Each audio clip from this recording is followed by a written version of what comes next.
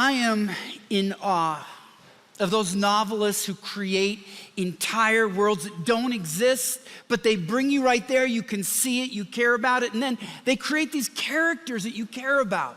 You might love them, you might hate them, but you root for them. And you know what's a great novelist when you're at the end of a long book and you want there to be more, you want to know what happens next. One of my favorite novelists is British-born. She's a woman who wrote these long series of family sagas. These can go 600 or 700 pages long.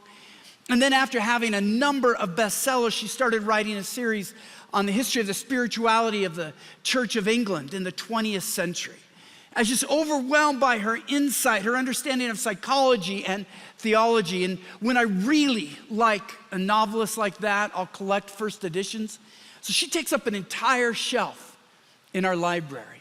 And as I was looking at that and considering all the time I had spent at these women's creative words, my wife walks into the library just at that time, and I pointed at the shelf and I said to her, "Do you have any idea how many hours of pleasure this woman has given me?"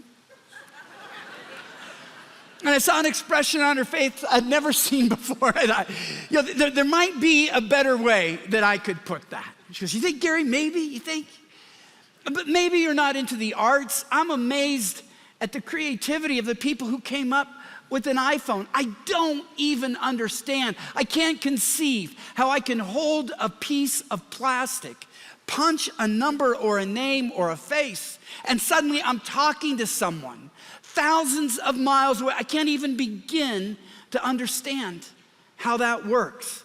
I'm amazed at the creativity behind air travel that lets us visit our family members. Unless you book on Southwest, then you're visiting La Quinta Inn and baggage claim. But it gives me the life I could have. I get to have special times with my little grandson there who likes me almost as much as I love him.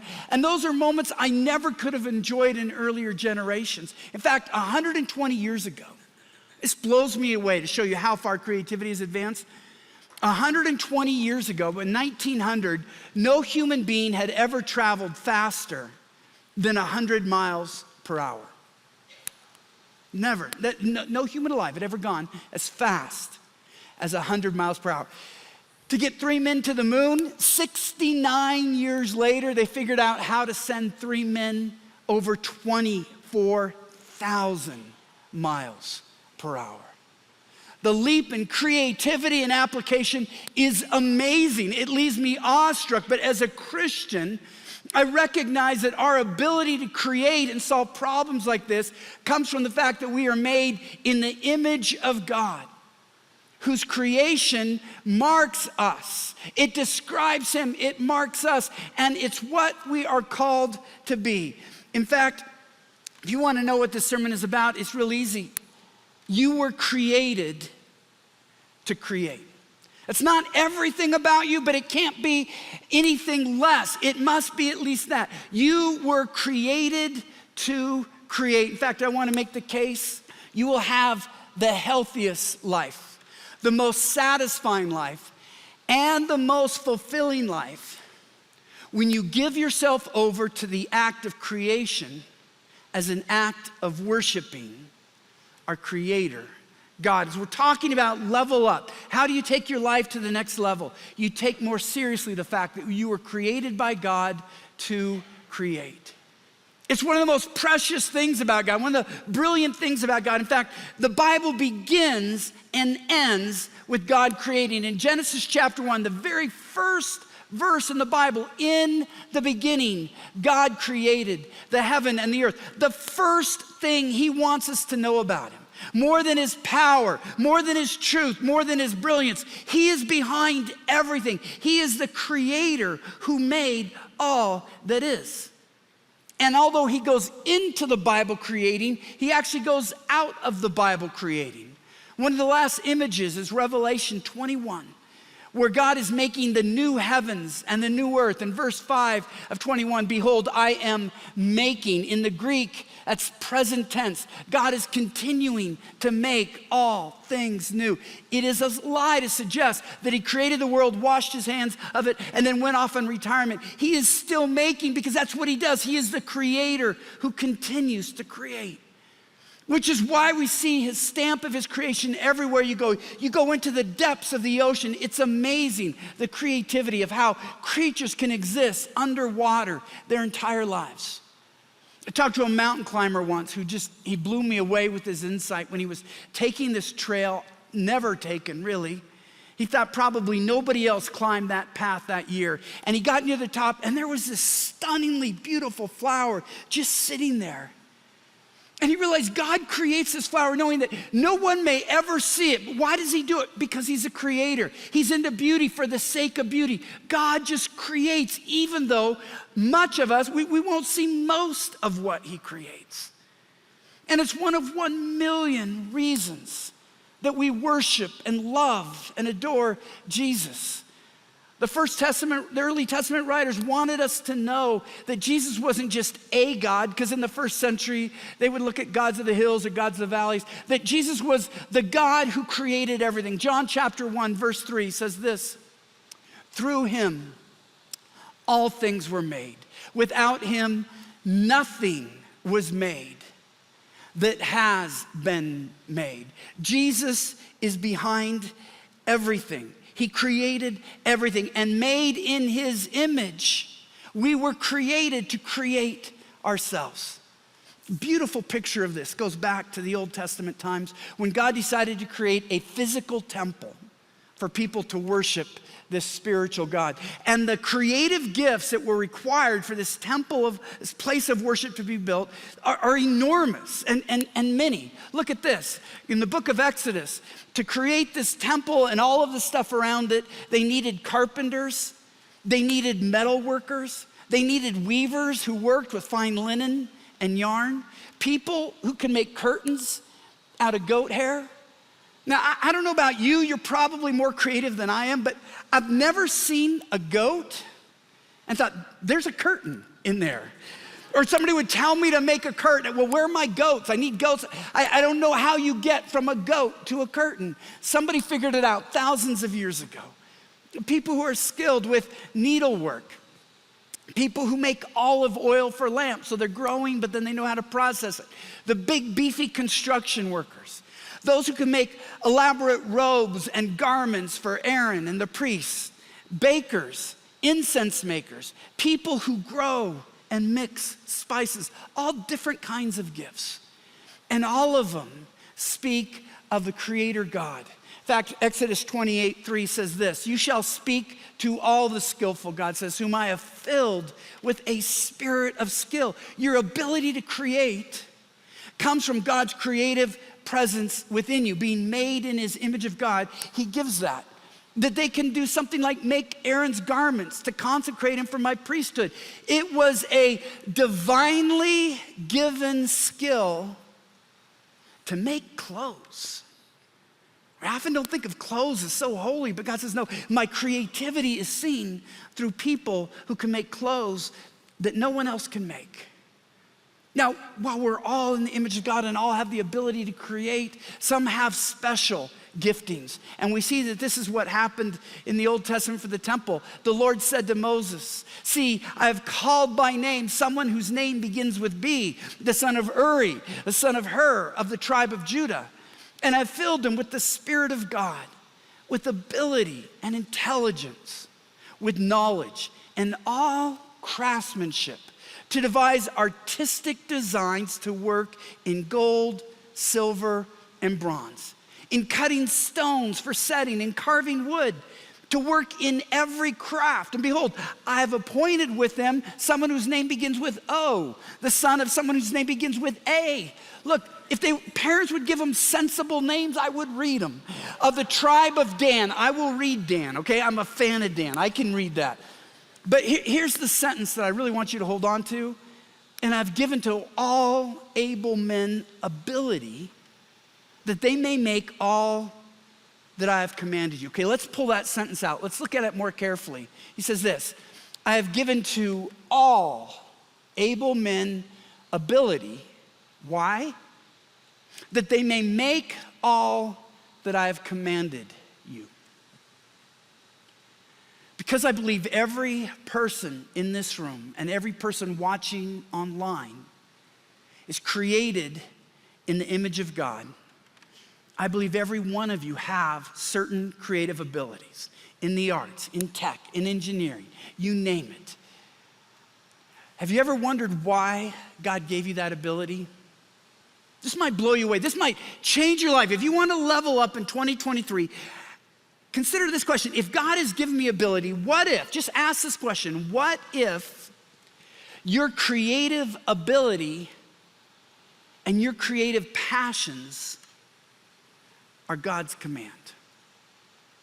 What do I do? How do I express myself? What does it mean for me to be made in the image of God? What are your creative abilities? What are your creative passions? What if that is God's command for you that he wants you to do, to express himself within you?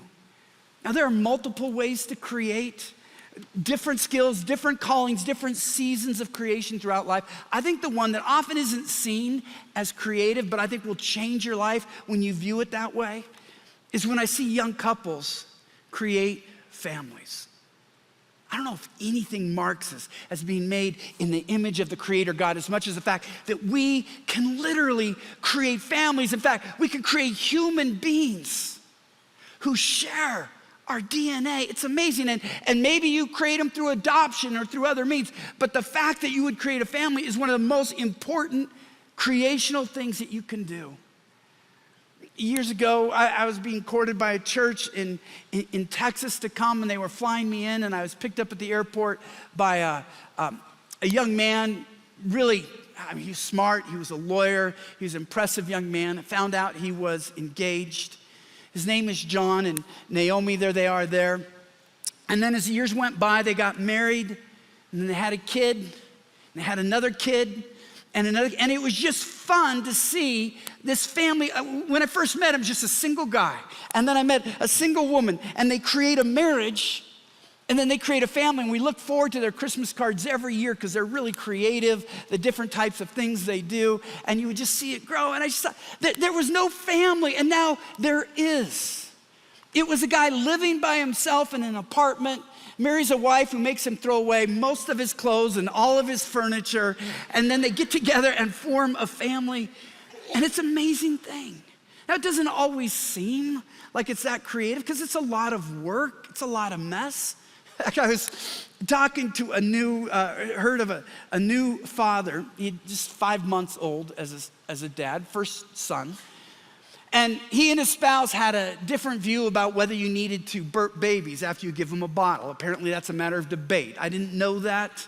It's been a while since I've been in that situation, but he was of the camp that no, you don't need to burp the baby. That's what they used to do.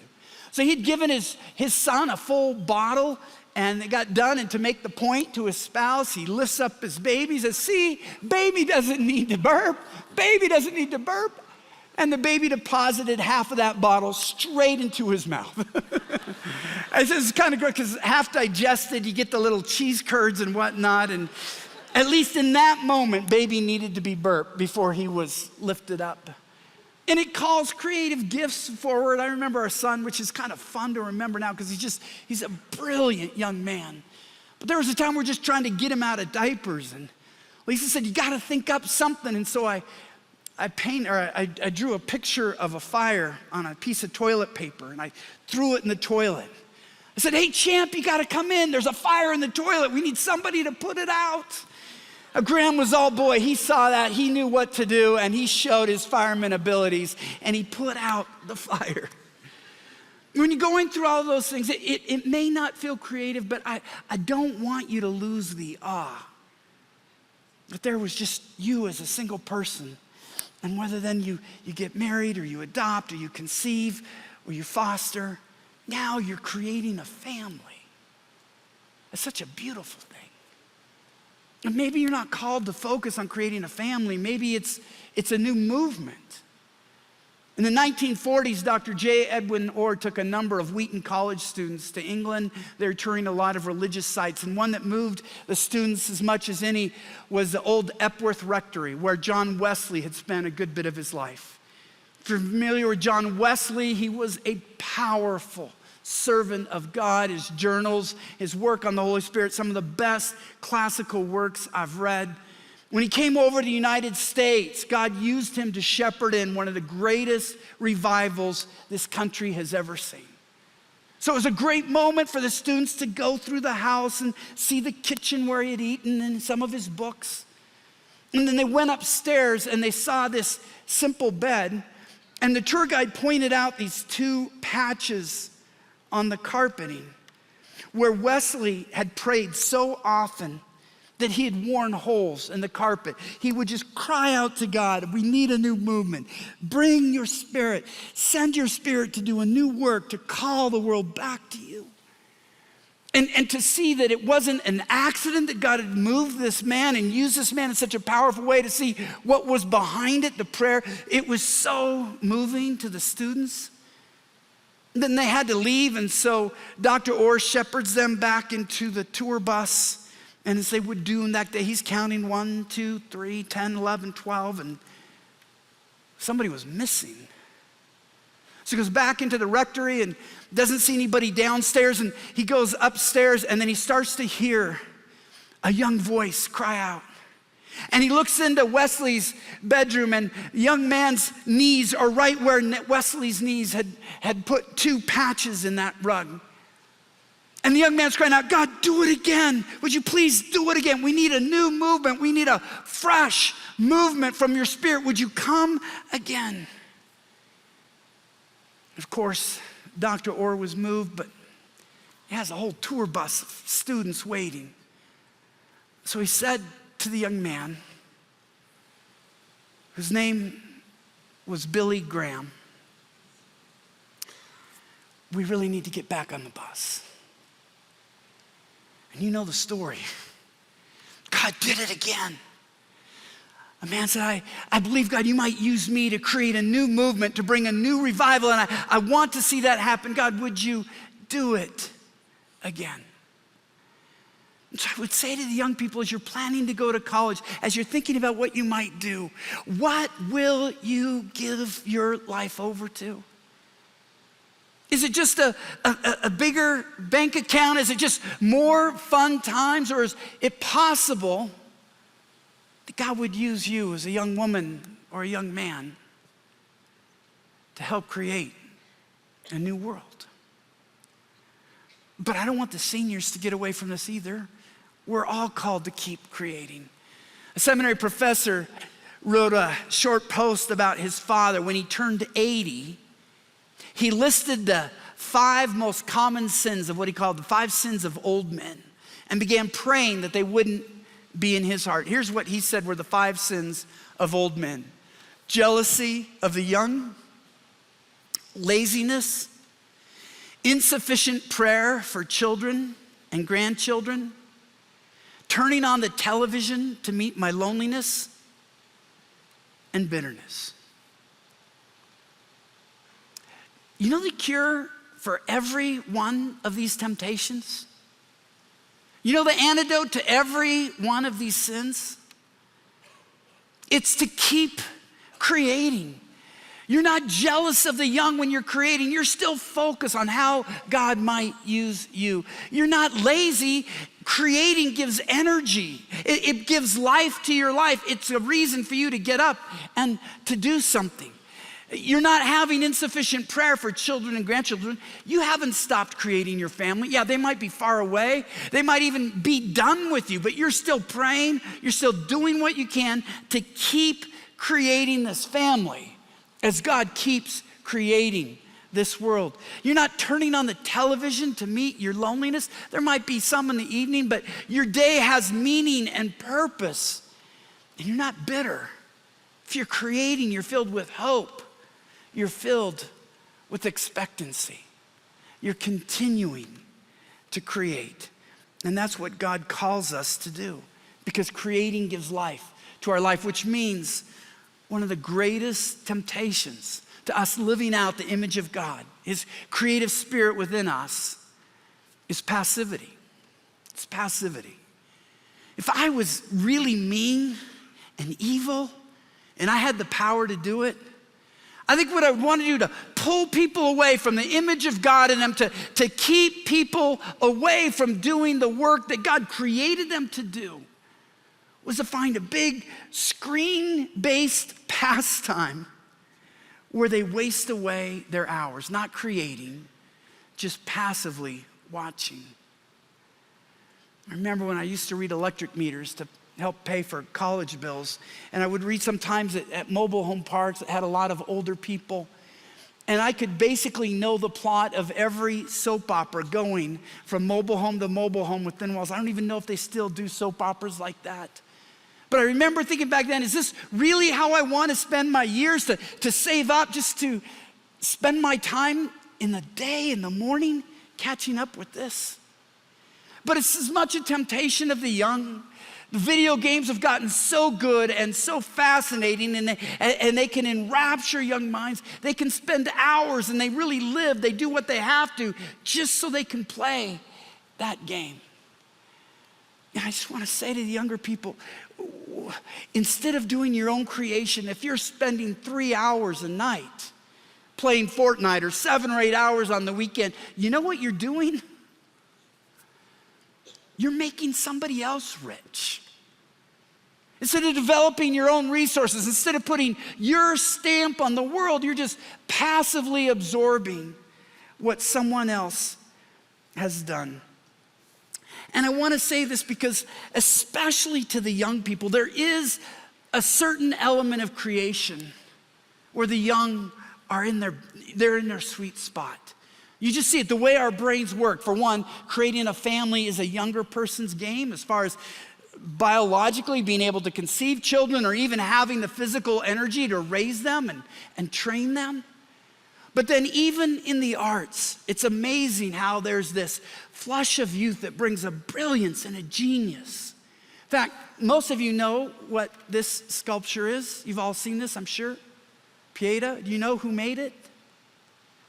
Michelangelo. You know how old he was when he made this? He's 23 years old. People often call this the greatest sculpture ever done, except maybe David, which Michelangelo also created. He was a hefty 25-year-old when he did that. I talked about novelists. I really think the mother of the novelists, the one that really showed what could be done, that good English literature programs look back to, is Jane Austen. She died when she was 41. What does that mean? Pride and Prejudice, Sense and Sensibility, Persuasion, all those were written when she was in her 20s and 30s. And while we need to continue to create, there is this sense of when you're young, when it's really flowing. I face this in my own life, just writing nonfiction books. My book, Sacred Marriage, which has sold the most, was written in my 30s. And it's probably sold about as much as all the other books combined. And I feel like I have more to say and more experience. I might even be a better writer. And I tell churches, we could also talk on a lifelong love. We could talk on cherish and now making your marriage a fortune. How about you talk about sacred marriage? I don't know if I ever top it, and I feel like I'm going to be Jimmy Buffett singing Margaritaville, the end of his days. It's just early. There's just something about it. It's just the way it is. And that's why, young people, I don't want you to lose these years to some passive entertainment, enjoying someone else's creation and not being who God created you to do. And it's not just screen watching. I think especially for the young, it's things like drugs and alcohol that take you away from creating. You're just escaping. I know I sound like just an old-fashioned pastor talking in Colorado of all states about pot, the first state to legalize recreational use. But look, I'm not your dad. This is not about trying to control you. Can I just say, if you know you're created in the image of God, would you just do the research to what smoking pot does to a brain younger than 25 that hasn't fully formed yet? Just listen to the scientists that you're putting a ceiling on your intellect. You're putting a ceiling on your creative ability. Why would you do that instead of wanting to be the person God created you to be? Actor Rob Lowe is about my age. He's been famous his entire life. And he got caught up in the fast life, and it was almost ruining him. So over 30 years ago, he decided to become sober, and he entered recovery. 6 months after he made that choice, he was at a Rolling Stones concert, who were famous for their partying. And, being a famous actor, he's invited back after the concert to go party with Keith Richards. Now, the Rolling Stones were partiers. Keith Richards was legendary until he also became sober to do it. And Rob was torn. He goes, man, this was a moment. This was the test. I knew how it was wrecking my life, and I've had just 6 months of sobriety, but this is a once-in-a-lifetime opportunity. But he made the decision, no, I can't go. He was talking to Jan Wenner, the publisher and editor, creator of Rolling Stone magazine, which is the social journal of the time when I'm growing up. There's no really publication that has that wide readership now. And Jan, as the publisher of the Rolling Stone, had been to all of these. He had partied with all of them. And I was shocked at what he told Rob. He said, Rob, you didn't miss much. And I would say the fact that Rob is still acting and doing a podcast and writing books, a lot of that goes back to a decision he made 30 years ago. Am I going to take sobriety seriously? And every creation since then can be traced back to a decision to keep a mind that's able to create. Jan Wenner went on in this conversation. It was fascinating to me to say this. This is Jan Wenner. All I know is that drugs and drink have destroyed more talent than I can think of. And I can't think of any talent that's really been enhanced by it. I could give you a list of people whose talent was destroyed because they destroyed their own ability to concentrate, to think, and the discipline necessary to do great work. I don't know about you, young, middle-aged, or old, I want to overachieve. There was a famous radio host who had the largest radio following anybody ever in this country that had a phrase where he would say, with half my brain tied behind my back just to make it fair. I never felt like I could say that. If you tied half my brain behind my back, I don't know what I would be doing. I don't want to tie half of it back to something like excessive screen watching or substances that would impact my brain and not let me be who God created me to be. Now, let me show, I'm not saying watching Netflix is always wrong. Lisa and I have our series that we watch. But I look at it like this. I use the Sabbath, not just for the week, but for the day. The Sabbath says there is a time to recreate, to step back, to rest. But how does the Sabbath commandment begin? Anybody know? Before God says take the seventh day off, he says 6 days you shall labor. The Sabbath is a two-pronged command.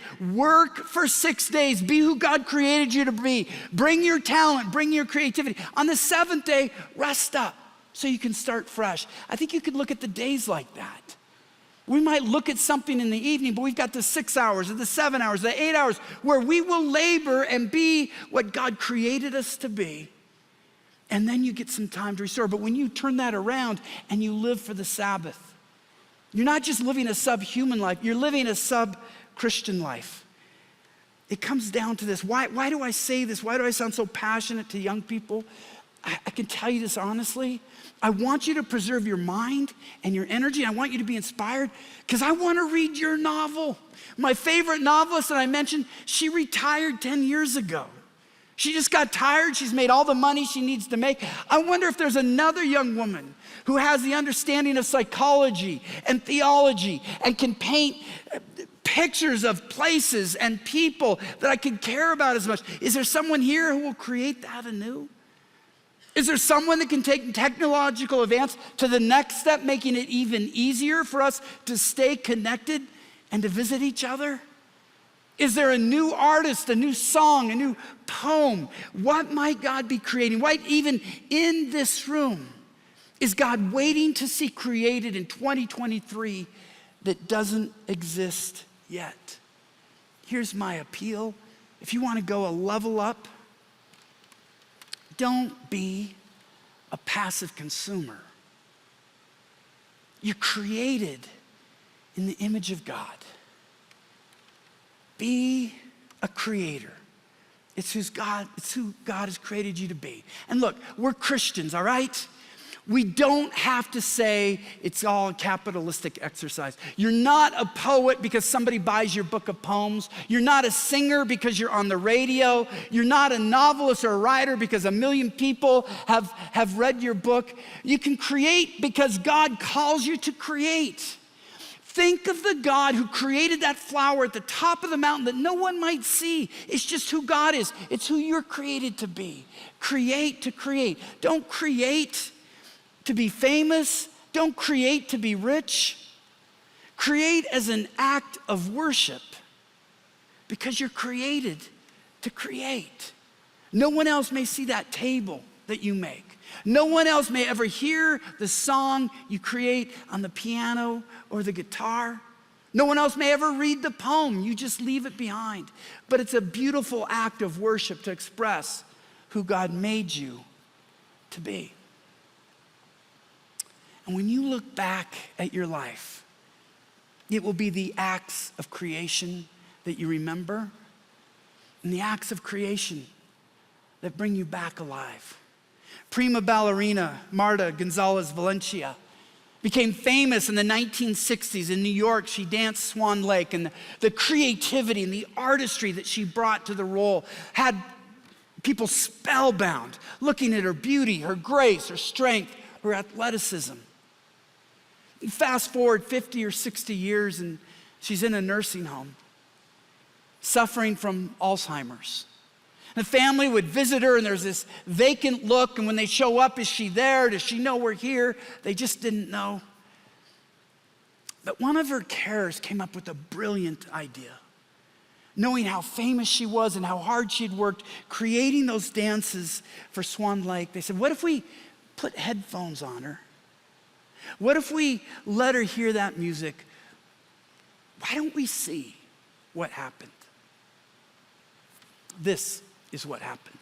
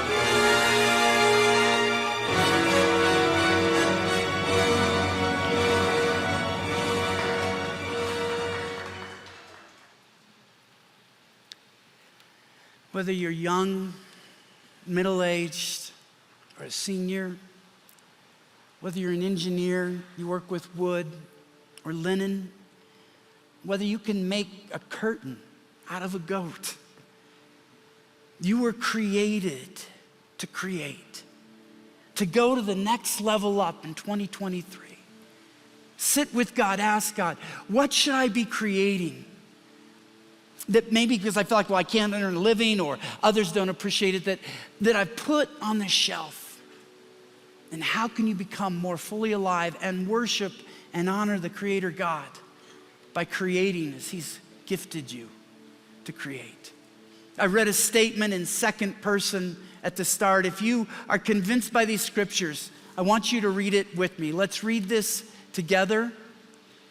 I will have the healthiest life, the most satisfying life, and the most fulfilling life when I give myself over to the act of creation as an act of worshiping my Creator, God.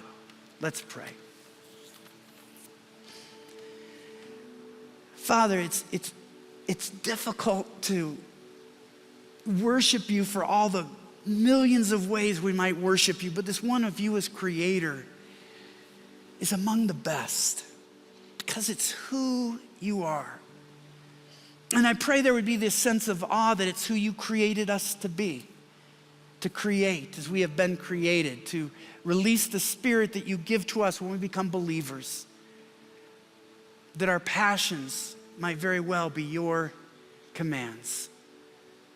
I'm excited, Lord, at how young lives can be preserved for great creative endeavors, how middle-aged and older lives can be renewed as they give themselves over to this work in 2023. We pray in Jesus' name, amen.